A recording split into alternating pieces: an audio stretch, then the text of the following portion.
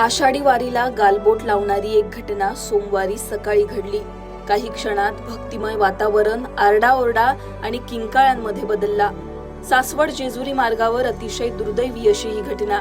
पायी चालत असलेल्या वारकऱ्यांना ट्रकनं चिरडल्यानं 3 महिला वारकऱ्यांचा मृत्यू झाला।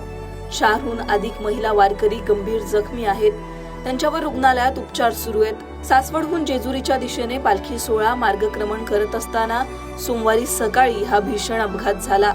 जेजुरी परिसरातील बेलसर टोल नाक्याजवळ हॉटेल शिवदीप लॉन्जिंग समोर हा अपघात घडला। पायी चालणाऱ्या वारकऱ्यांच्या अंगावर थेट ट्रक आली। घटनास्थळी आरडाओरडा आणि धावपळ सुरू झाली।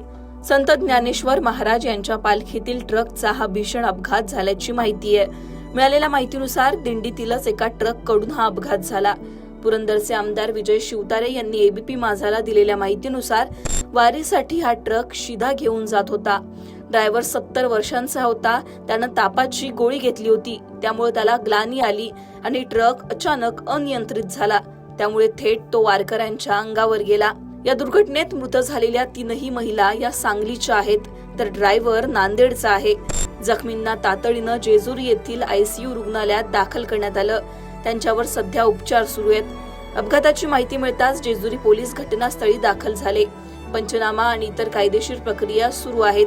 अपघाताचं नेमकं कारण काय याचा तपास पोलीस करतायत। या घटनेमुळे या वारीत सहभागी वारकऱ्यांमध्ये शोककळा पसरली आहे। आषाढी वारीसाठी हजारो वारकरी पंढरपूरच्या दिशेनं मार्गक्रमण करत असताना अचानक ही घटना घडली।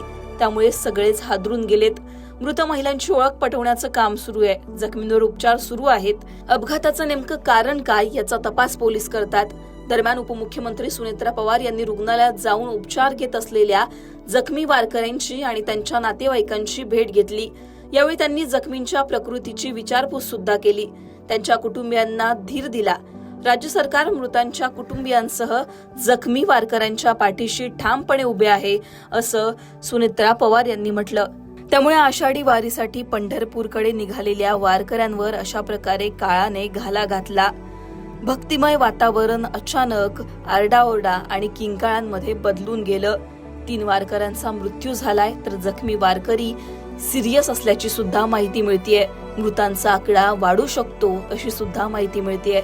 त्यामुळे पोलीस तपासात नेमकं काय समोर येतं हे पाहणं महत्त्वाचं असणार आहे।